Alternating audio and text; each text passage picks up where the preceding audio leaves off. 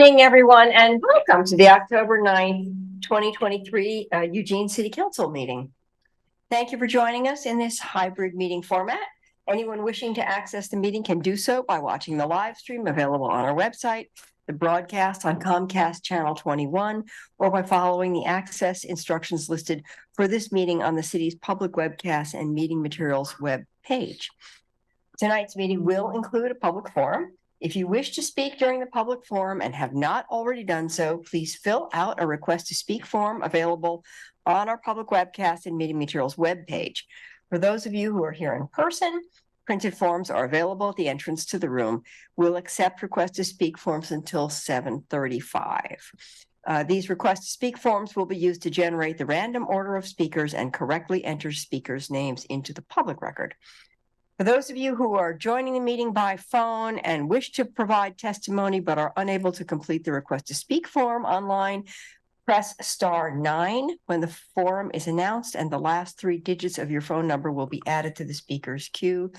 And then as a reminder, we ask everyone to resist displaying flags or signs, avoid loud or disruptive language or any disruptive noise. We're just aiming to create a safe, respectful place for people to be able to speak and to be heard. And you're always welcome to wiggle your fingers in support. Okay, and I think with that, I will open the meeting with a land acknowledgement. Since time immemorial, the Kalapuya people have been the indigenous stewards to our region, building dynamic communities, maintaining balance with wildlife, and enacting sustainable land practices. Today's land acknowledgement is a way of resisting the erasure of indigenous histories and of honoring Native communities by inviting truth and reconciliation. Following treaties between 1851 and 1855, Kalapuya people were dispossessed of their indigenous homeland by the United States government and forcibly removed to the Coast Reservation in Western Oregon. As we consider the impacts of colonization, we also acknowledge the strength and resiliency of displaced indigenous people. The city of Eugene is built within the traditional homelands known as Kalapuya Ilahi. Kalapuya descendants are citizens of the Confederated Tribes of Grand Ronde Community of Oregon and the Confederated Tribes of Siletz Indians of Oregon. They continue to make contributions in our communities here and across the lands. We express our respect for the inherent political sovereignty of all federally recognized tribal nations and indigenous people who live in the state of Oregon and across the nation. And I will now begin the meeting with ceremonial matters. I have 3 proclamations to read, so I will begin with the first one, Domestic Violence Awareness Month. Whereas home should be a safe and trustworthy place, but for too many Oregonians, it is instead fraught with terror due to domestic violence. And whereas the crime of domestic violence violates an individual's privacy and dignity, security and humanity due to systemic use of physical, emotional, sexual, economic, and psychological control and abuse to children and the elderly. And whereas domestic violence is not limited to physical or verbal abuse, but includes intimate terrorism, such as isolation, covert control, reproductive coercion, economic and sexual exploitation, and online abuse, such as stalking, humiliation, doxing, rape, and death threats. And these forms of terror are often unrecognized by our laws and norms. And whereas domestic violence affects not only the person being abused, but also children, neighbors, friends, family, coworkers, faith communities, and others, seeing or hearing abuse can be particularly terrifying for children and people with trauma histories, and children witnessing violence is recognized as a form of abuse itself. And whereas the triad of forced financial dependence, reproductive abuse, and familial isolation creates monumental barriers to leaving an abusive relationship, and dangerous situations are further exacerbated by worsening economic realities, especially the lack of truly affordable housing. And whereas it is survivors of violence and the advocates who partner with them daily on safety planning and support measures to whom we look for guidance on raising awareness of domestic violence and ultimately working to build community norms of healthy relationships. And whereas Hope and Safety Alliance continues to provide safety, hope, and healing to domestic violence survivors of all genders through advocacy and support, and focuses on educational prevention and has served thousands of people in Lane County for more than 45 years. And whereas too many Oregonians have lost their lives due to domestic violence, we remember those women, men, and children who have died and are taking a firm stance to prevent domestic violence. And whereas the impact and the cost of domestic violence is wide-ranging and devastating, directly affecting individuals, children, and society in this community throughout the United States and the world. Now, therefore, I, Lucy Vinis, Mayor of the City of Eugene, do hereby proclaim October 2023 to be Domestic Violence Awareness Month in Eugene, and urge all people to actively participate in the scheduled activities and programs to work toward eradicating domestic violence, improving victim safety, and holding perpetrators of domestic abuse accountable for their actions against individual victims and our society.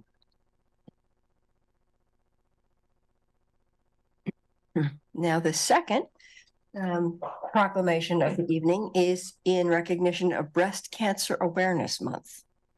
Whereas October is nationally recognized as Breast Cancer Awareness Month, with 31 days to educate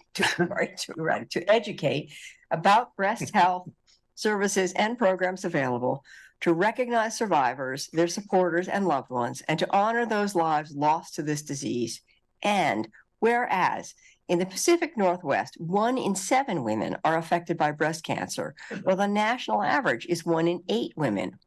Breast cancer also affects men, and breast cancer is a leading cause of death for women in the United States.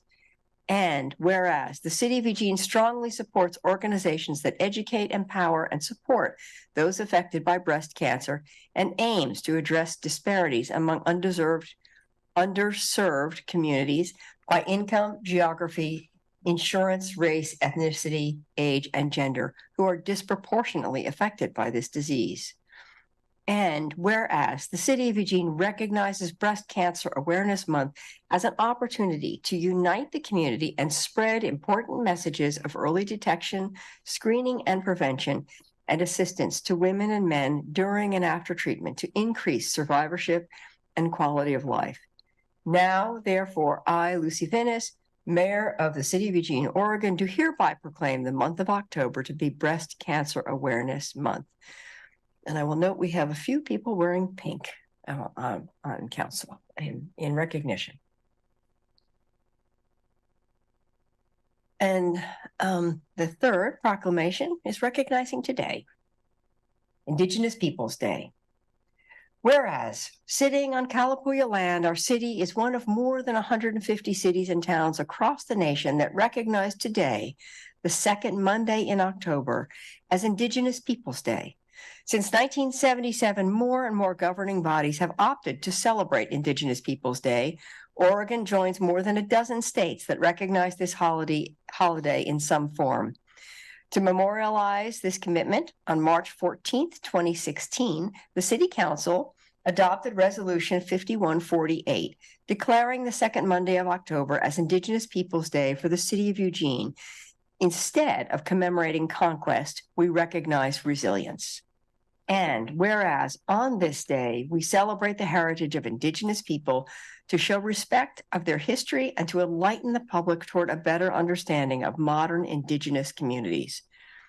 In this way, we work to pursue a changed narrative about the history of Indigenous people in Eugene and across the lands. The city values the many contributions made to our community through Indigenous people's knowledge, labor, technology, science, philosophy, arts, and deep cultural contributions that have substantially shaped the character of our city and state.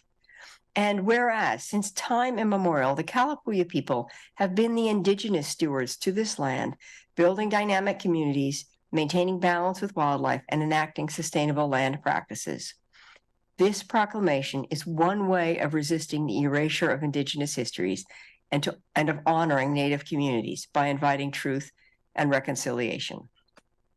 Following treaties between 1851 and 1855, Kalapuya people were dispossessed of their Indigenous homeland by the United States government and forcibly removed to the Coast Reservation in Western Oregon.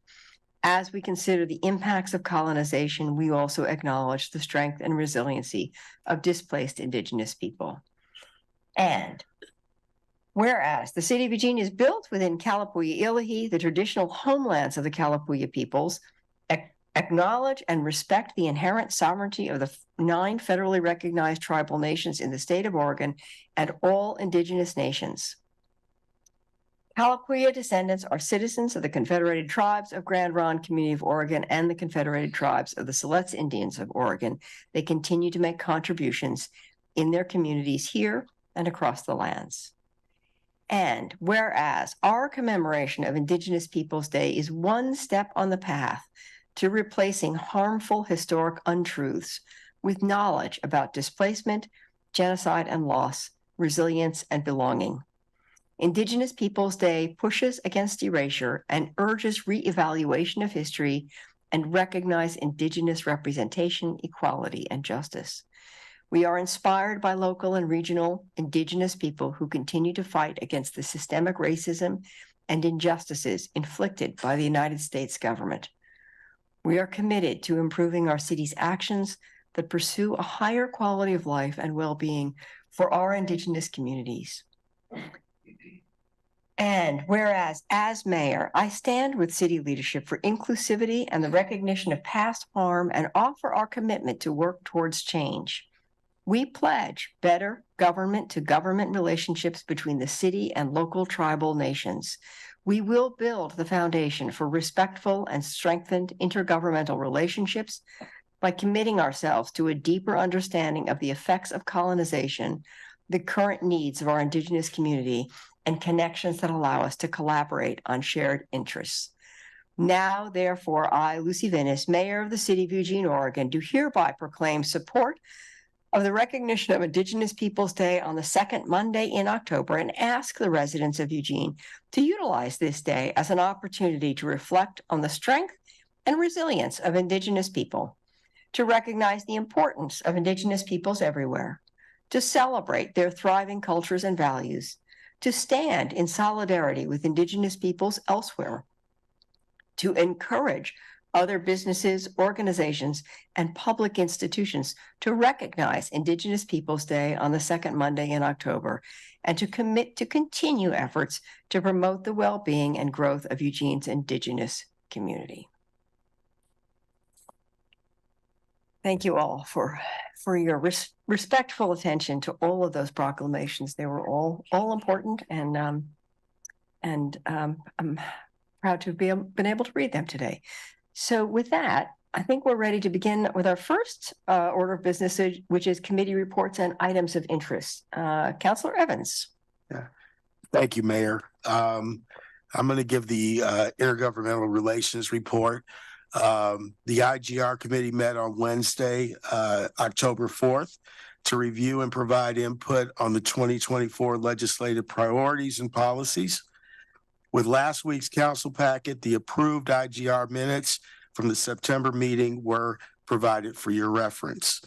Staff is incorporating our input from the executives and policy staff, and any input that City Council may provide on the existing priorities and policy documents. Staff will bring back a draft set of documents to the IGR committee for review and endorsement at the November meeting. The documents that are endorsed will then come to the full City Council for discussion and action before Council's winter break. Some of the initial recommendations the committee provided direction on include moving our November meeting from the 1st to the 8th to allow for Council's input at the noon work session on November 8th that may inform Measure 110 decisions. Amending the existing Measure 110 direction to provide more discretion for the city manager, police chief, and IGR office to advocate on Eugene's behalf. Recommending our top 3 priorities for the short session be: 1, secure additional funding for unhoused response; 2, secure infrastructure funding for the Crow Road housing project; and 3, support Lane County's funding request for the stabilization center. All councilors are encouraged to review the existing priority documents and provide input to a member of the IGR committee, Mayor Venice, City Manager Maderi, or the IGR officer at any time. Ethan will be sending out an email with the draft documents later this week. And that's my report. Thank you very much for sharing that. Are there any other? Councilor Groves. Thank you, Mayor, and thank you for reading those proclamations. I'm sorry I can't be there in person tonight. I am wearing a pink tie, and I'm proudly wearing one of my old firefighter cancer awareness t-shirts. I do want to call out two events I was able to attend this past week. On Thursday night, I attended the Cornerstone Community Housing Heroes event that was a fundraiser for Cornerstone, which does great work in supporting at-risk people and people that are struggling with housing and have other disabilities as well. It was well attended, and people were very generous.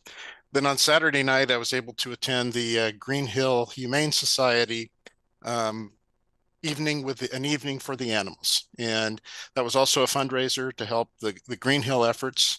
And our colleague, Councilor Keating, was able to give an address from St. Louis under the arches, which was inspiring. And again, this organization was able to raise a lot of good money for helping the animals in our community.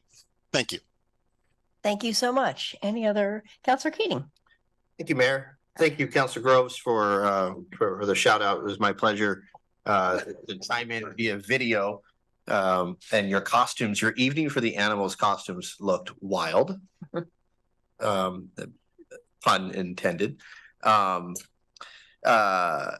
was in St. Louis that afternoon, saw the Vice President of the United States, and jotted down a quote I want to share with you all. I thought about it, Mayor, during your proclamation about Indigenous Peoples Day. The Vice President says, quote, "There is something perverse in our country, that the measure of strength of a leader is determined by who you beat down. I believe it's measured by who you lift up." Vice President Kamala Harris. Nice. There's a rally tonight in support of peace and the people of Israel at Temple Beth Israel. My heart is heavy with this weekend's devastating and violent and unprovoked attack. So please keep the hundreds upon hundreds of persons who have lost their lives in your hearts. I was honored to be alongside Councilor Clark at Stryker Field in the heart of Councilor Ye's district. The mayor was there, former Mayor Tory, and Senator Manning, and EWEB Commissioner John Brown. And it was Councilor Ye who got the shout out. Kudos. My gratitude to your neighborhood association, Councilor Ye, the Northeast Neighbors, Councilor Clark, Mayor Tory, Mayor Venice, Mayor Piercy, City Parks and Open Spaces Division, and the voters who approved the 2018 bond to make such a beautiful park happen. Finally, Mayor, the Oregon League of Cities will be in our own backyard at the Graduate Hotel in particular this Thursday, Friday, and Saturday. I know Councilor Evans will be participating. The mayor will be participating. I'll be participating. I invite anyone who's interested in hearing a whole myriad of presentations from stakeholders, including local elected leaders, regional leaders, service providers, nonprofit and for-profit partners. I welcome them to our community at the Graduate this weekend. That's great. Thank you very much. Any other updates, comments from anyone? I was Councilor Keating kind of stole I was going to mention the League of Oregon Cities. It's really, we host them every 4 years. Is that what you say, Councilor? 3 years. 3 years we host the League of Cities. So, and folks visiting from cities all over the state will actually have a chance to take some tours and look at some of our homeless solution strategies, and they'll get to the University of Oregon, and I can't remember what the third tour is, but there are several. So there'll be people all over town. It'll be busy. And I will just mention that I went on Friday, I went to the annual conference of the Citizens Utility Board, which is a organization that advocates for ratepayers, utility ratepayers. And but they had an unusual meeting this year. Usually it's a meeting of utilities and kind of talking about their annual reports. And this year they were focused on social justice. And so there were a number of panels, and I spoke on one of them around the impacts of social justice. We're talking about decarbonization and making sure that the benefits of our transition to electricity actually benefit people who can least afford to pay and who suffer the most from high energy bills. So it's very, very interesting, and it's wonderful to be part of it. So, okay, if that's it, I think we're ready for a motion on the consent calendar. You're still on mute, Councilor Gross. I guess it takes 2 taps. I move to approve the items on consent calendar 1. Second. All in favor, please raise your hands. 1, 2, 3, 4, 5, 6, 7. That takes care of that. Thank you. And now we are ready to move into the public forum. The public forum is an opportunity for individuals to speak to the city council on any city-related issues, except for those items which have already been heard by a hearings official. And so I will turn to Cherish to show that list. If you have signed up to speak via Zoom, please take this time to ensure that your screen name in Zoom matches the first and last name you used to sign up to speak. If your screen name does not match, we cannot promote you to a panelist to speak when it is your turn. We will announce 2 speakers' names at a time. If you are providing testimony via Zoom when it is your turn, we will announce your name and promote you to panelist status, and you can unmute and turn on your camera if you wish. If you are announced as the next speaker and physically in the room, please move to the seat in the front row designated for the next speaker. When it is your turn, you may come to the podium. Please leave any bags you may have with you at your seat. When you are called to speak, please state your name clearly, and for Eugene residents, your ward or neighborhood, if known, before beginning your comments. You will have 2.5 minutes to speak. If you're watching the meeting, the timer should be visible. A yellow light will come on when you have 15 seconds to complete your comments. The red light indicates the end of the 2.5 minutes. For those who have connected to the meeting via phone and don't have the benefit of seeing the timer, please be aware that your microphone will be muted at the 2.5 minute mark. Please note that screen sharing or displaying information on the screen is not allowed, and any misuse of the platform or violation of the council's code of conduct will result in immediate termination of speaking privilege. If you have documents to give council, please place them in the council inbox basket near the podium. Our first speaker this evening will be Lynn Woodrich, followed by Lisa Arkin.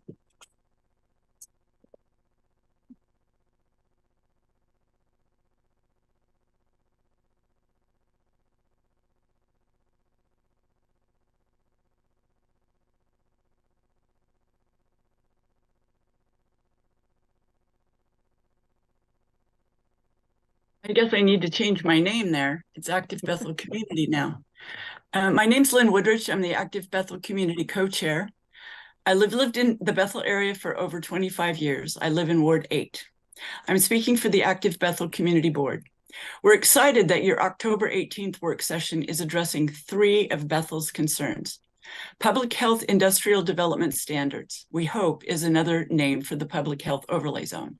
We need an option that includes all the elements of the proposed Public Health Overlay Zone to create buffer zones between homes and polluting businesses and ban the worst polluting industries from city limits. Gas stations. Given public health concerns of gas stations on nearby residents due to leaked carcinogens like benzene, the high cleanup costs of gas stations when they go out of business, and the planned transition to electric vehicles in Oregon that will soon make these facilities obsolete, it is counterproductive for the city of Eugene to allow the construction of more gas stations. Additional gas stations are unnecessary and compromise nearby residential air quality. We ask you to ban new gas stations and the expansion of existing gas stations and make it easier to transition to EVs and charging stations. And neighborhood planning. So excited to see this as the beginning of our much anticipated Bethel area plan. Bethel is ready to begin planning.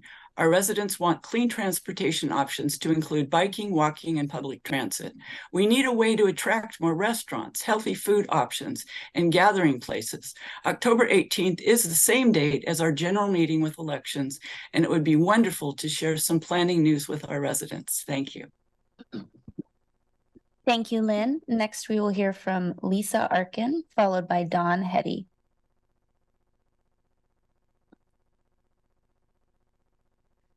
Lisa, you should be able to speak now. Go ahead and unmute.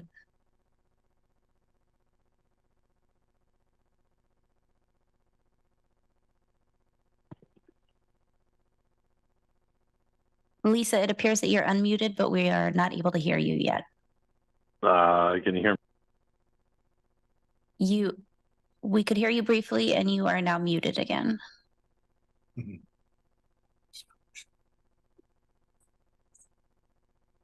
How about now? Yes, we can hear you. Okay, great. Is that Lisa? No, that's Not Lisa. That's not. I'm sorry, I clicked the wrong phone icon.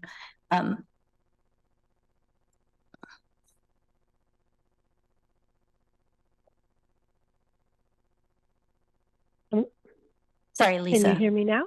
Yes. Okay, thank you. Hi, I'm Lisa Arkin. I live in Ward 1. Thank you for letting me speak tonight.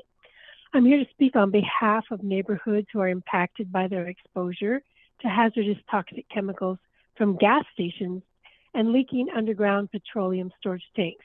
This is a topic scheduled for an October work session.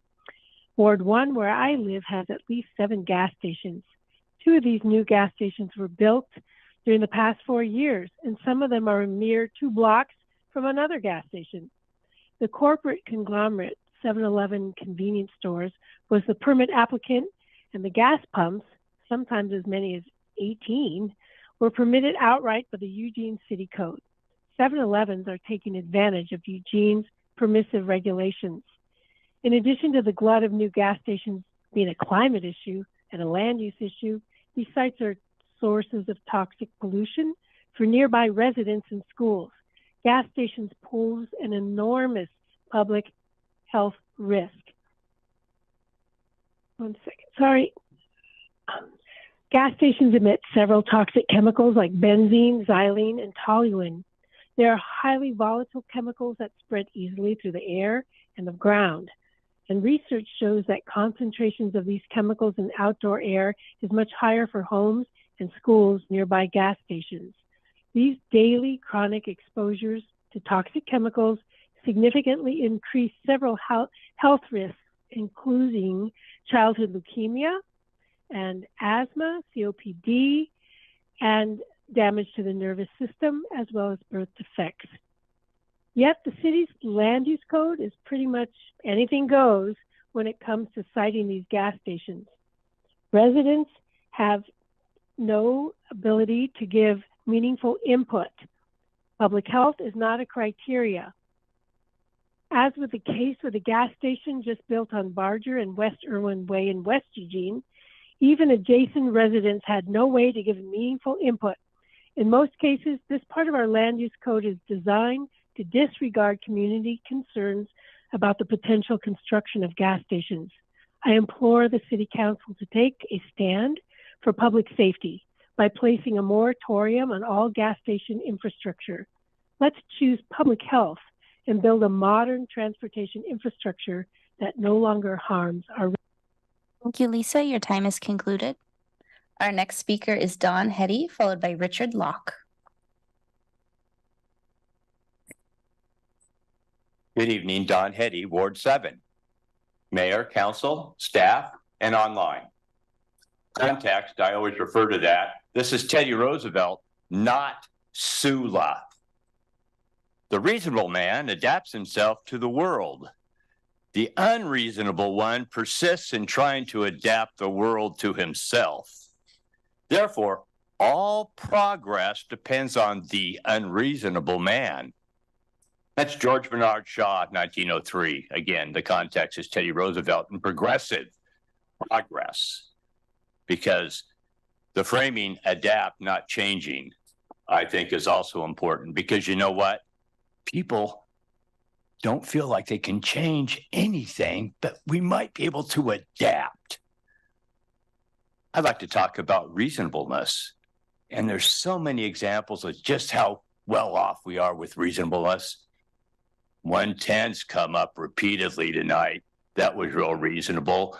Unreasonable would be, let's fix it last summer, not this spring. Because the neolibs are the real reasonable ones. They have the inability to react, pivot, or alter any kind of public policy. Arlo Guthrie, Alice's Restaurant, a quick excerpt with a wink at an AIS. We walked in, sat down. Obi came in with a 27 8x10 color glossy pictures with circles and arrows and a paragraph on the back of each one. Which leads me to the steam plant. We need to be unreasonable there. We need to make that happen. We need to have a 5, 10, and 20-year plan for that area. We're moving our city hall down there. Understand there's some discussion with the urban renewal. I follow this closely. But you know what? Here's some ideas. Unreasonable ideas.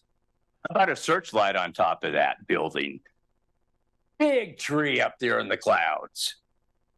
Running zip lines, a tram that'll pay for itself across the river. We've got 4 bay doors that open up. I propose a drone port. And then there's Hollywood. And lastly, and I'm out of time, how about a Bushnell beacon? Did you hear me? Thank you, Don. Your time is concluded. Our next speaker is Richard Locke, followed by Joshua Tran. Good evening, Mayor, Council. My name is Rich Locke. I am a Ward 8 businessman and the founder and president of the Eugene Business Alliance. I don't know the exact time, but a year and a half ago, I asked you folks to raise the bar, and I do believe you have done that to a certain extent. We've come a long ways in the past 3 years that I've been watching it and reporting. I'm a pretty prolific reporter. But we continue to struggle with the effects of willful and serial violators in this city. I would say that the city code under Chapter 4, offenses and moral and public conduct, says that we have a lot of it going on. I'd like to just read a short list here. 4.670 is unruly gatherings, 4.729 assault, 4.730 menacing, 4.726 harassment, 4.731 intimidation, 4.725 disorderly conduct, 4.780 criminal mischief, 4.770 public urination. And my favorite and my pet peeve is 6.805 littering. All of these have applicable ordinances that would apply to any point in time. And just to make my point before I get started here, on the point here, the City of Eugene Charter, Chapter 4, under City Manager, Section 16.2, paragraph says, the city manager will enforce all ordinances. I do believe that we have the opportunity to tighten the thumb screws up a little bit more, to raise the bar just a little bit higher so that we can take these the plague that has us under such overwhelming circumstances in the public to have to deal with this on a daily basis. You're doing a great job, City Manager. Thank you, Rich. Your time is concluded. Next, we will hear from Joshua Tran, followed by Eric Jackson. Good evening, councilors. Good evening, councilors, Mayor. My words today were on a former project in April 4th, 2022 called the Eugene Free Wall Project. A recent quote from Kate Ali, the public art manager, stated that it's harder to get walls than artists. I wanted to inquire, or I suppose state, on this former project, potentially upcoming on the Riverbend project, as a way for more artists to find legal means to paint and to provide for Eugene's Cultural Center. Once again, both an inquiry and a statement, but pretty quick here. Thanks for your time. Thank you, Joshua. Next, we will hear from Eric Jackson, followed by Sandy Mann.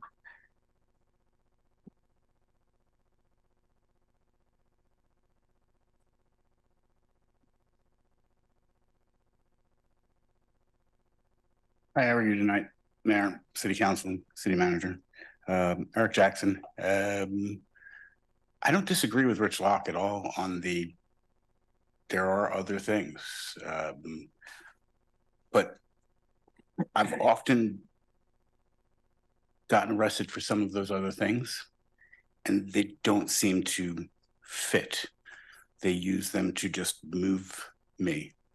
So disorderly conduct, I just got arrested the other day, and it was quite distressing getting woken up at 8 in the morning, 8:30 in the morning, and within 4 minutes being in handcuffs and escorted to a car. 4 minutes. Like barely time to put shirt on, shoes on, get my wallet, because it was that imperative and urgent. The night before, the officer, same officer, Officer Pizzola, he was at the place where I was, and he was speaking to a young lady who had a felony warrant, but he was at the end of his shift, so he didn't want to bother her with the felony warrant. But I got arrested for a misdemeanor. That's state law. Under Code Chapter 133 says, don't arrest somebody if they do not hinder the judicial process. I don't miss court dates.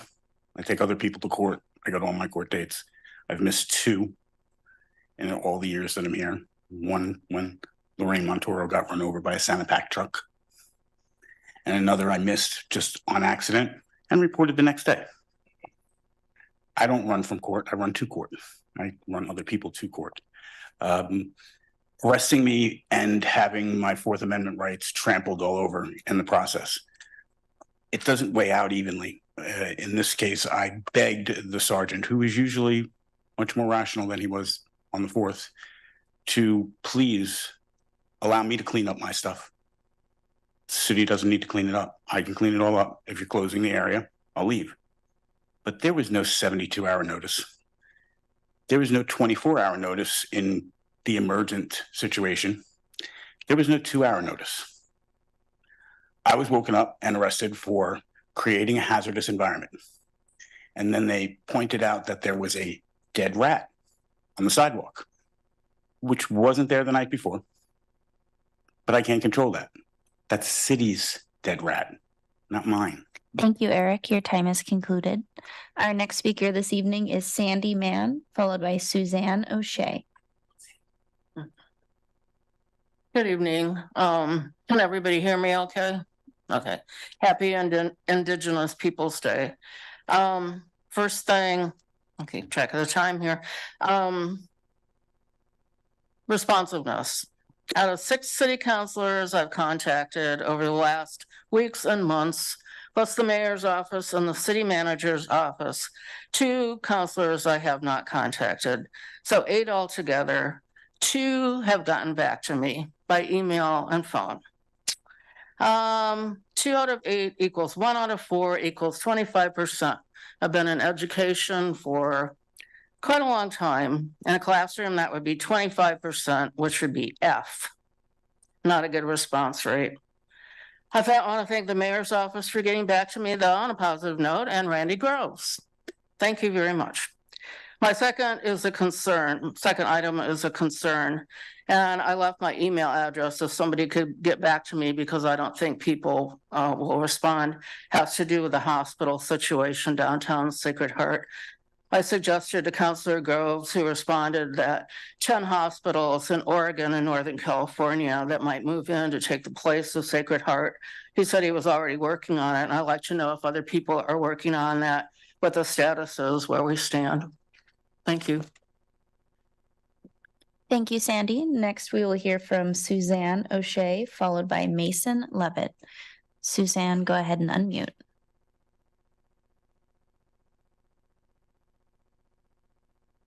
Okay. Let's see. Whoops.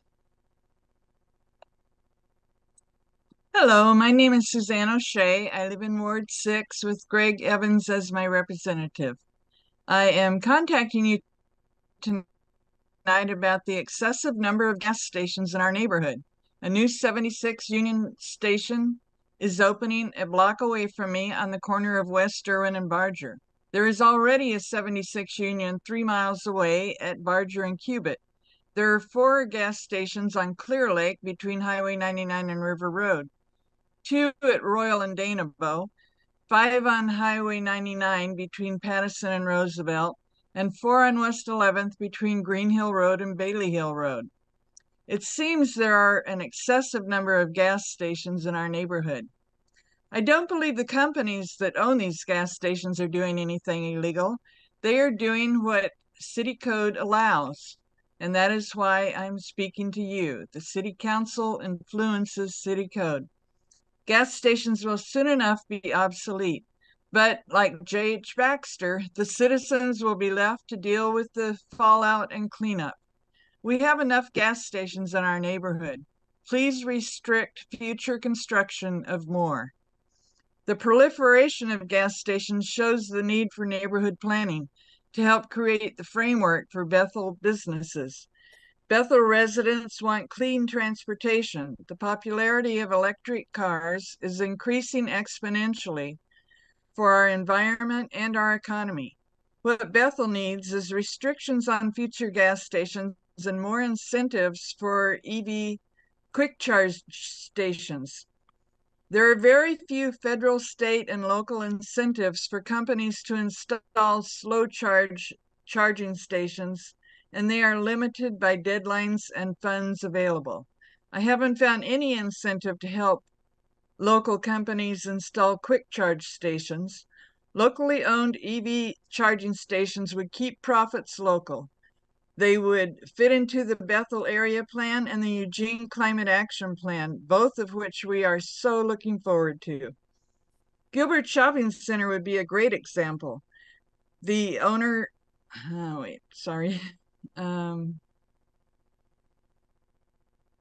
Thank you, Suzanne. Your time is concluded. Next, we will hear from Mason Levitt, followed by our final speaker, Sam Reeves.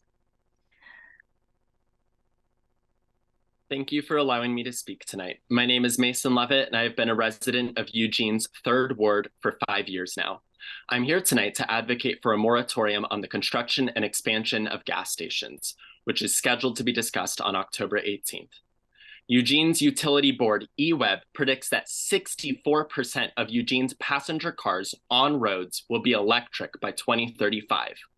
The Boston Consulting Group predicts that cities like Eugene, with high electric vehicle usage, could have up to 80% of their current gas stations go out of business in the same year of 2035. This is wonderful news for the city's climate goals, and it's a critical opportunity for our city's urban planners. Gas stations create toxic air pollution by storing and transferring fossil fuels.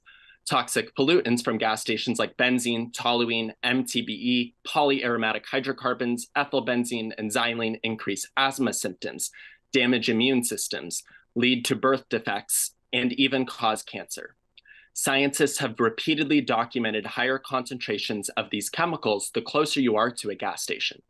Studies have also repeatedly documented higher rates of childhood leukemia in homes adjacent to gas stations. Additionally, these gas stations are extremely prone to leaking, which causes property damage and endangers public health for the owner, nearby businesses, and homes. According to the EPA and the Oregon Department of Environmental Quality, there have been an astonishing 303 gasoline storage tank leaks in Eugene since 1987. 114 of these leaks are still not cleaned up. The city currently has 56 gas stations. Every resident in the newly drawn urban growth boundary can access at least one, if not 20, of those fueling stations in a 5-minute drive. It raises the question, why build anymore? There are no economic benefits to building new gas stations, and construction more of them only means more bankrupt abandoned sites in the future and more leaks from petroleum storage tanks to clean up with taxpayer money. Let's take advantage of the electric vehicle transition happening right now and keep Eugene clean. Please consider voting yes on the moratorium. Thank you. Thank you, Mason. Next, we will hear from our final speaker, Sam Reeves. Sam, go ahead when you're ready.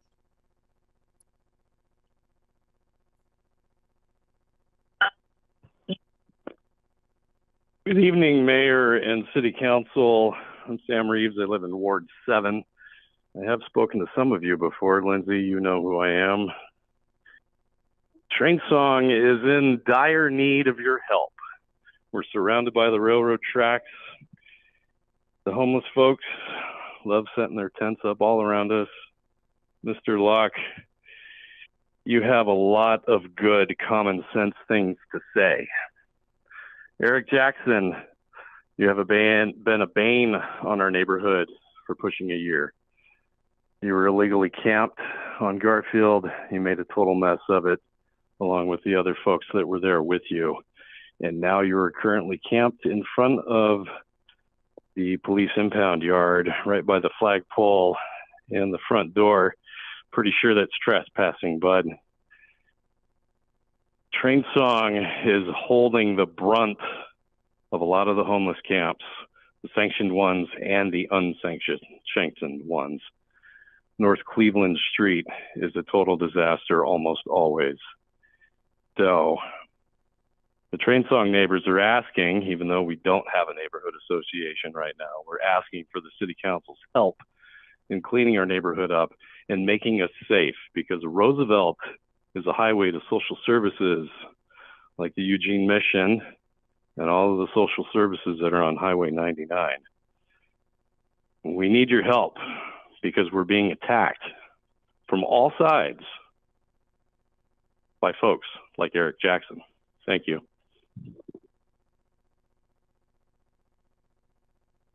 Okay.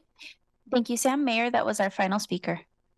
Thank you very much. Cherish, thank you, all of you who took the time to testify, and opening the floor. Are there any comments from city councilors on anything you've heard? Okay. Mayor, yeah, Councilor Key, yes. Thank you. I don't know if this should be cracked open in our council operating agreements or how or if it's ever been addressed before, but I like to take my comments through the mayor, the presiding officer. And I think that there's something to be said about those providing testimony. If you're going to speak about community members, I think it's more appropriate if you address council and address our mayor and our city manager rather than addressing community members directly.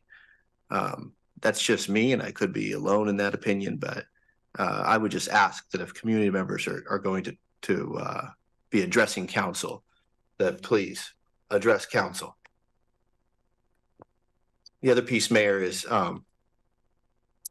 I'm very excited about the enthusiasm I heard tonight about the upcoming October 18th gas station work session. So thank you, colleagues who voted to advance said work session. I look forward to that conversation. Okay, yes, thank you again to all of you who testified today. And I will just say to Sandy, I don't think there's breaking news for you on Peace Health, but I'm happy to talk to you after the meeting. And thank you all. And with that, I think we are finished with the forum and comments about it and ready for you have a single action here, an ordinance establishing the SHM Historic MIMS Houses Special Area Zone and amending the Eugene area zoning map. And I think you're just going to be saying the same thing, Council President. Do you want to speak to it, Manager? I would like to actually, and I have more to say than I normally would. So I hope you'll bear with me on this item.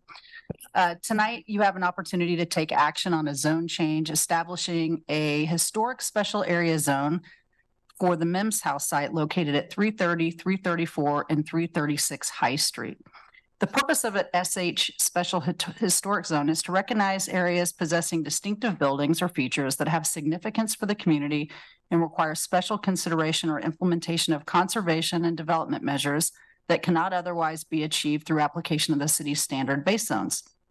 The proposed SHM Historic MIMS House Special Area Zone is for the MIMS House's property, a city historic landmark, which is also on the National Register of Historic Places. This was not in your AIS, but I'd like to read just a paragraph that's on the monument sign standing outside the houses. CB Mims became a busboy at the Osborne Hotel. In 1948, under the name of his sympathetic employer, Joe E. Early Sr., Osborne Hotel owner, the Mims purchased the High Street property. The Mims houses became both home and boarding houses for African Americans seeking to settle or passing through Eugene. Other accommodations were invariably white only. This pertained to both famous and non-famous Blacks and many University of Oregon students. The houses were dilapidated when purchased, and traditional financing for home improvements was not an option for Blacks. Fortunately, in 1980, historic preservation funds enabled the Mims to restore both houses, which are now listed on the National Register of Historic Places. As a reminder, council actually initiated this work, initiated the zone change, and funded it through your contingency funds. Right. Thank you. Thank you. Thank you for reading that plaque again and reminding us of that history of the houses. Okay, so Councilor Groves. Thank you, Mayor. Double tapped again. And I want to just say I'm very pleased to be making this motion. I move to adopt an ordinance establishing the SHM Historic MIMS House Special Area Zone and amending the Eugene zoning map included as attachment B to this October 9, 2023 agenda item summary. Second. Any other questions or comments? All in favor, please raise your hands. 1, 2, 3, 4, 5, 6, 7, and that passes unanimously. Thank you very much. Yes, we only have 7. All right, thank you very much. And that's our last order of business. So we are adjourned.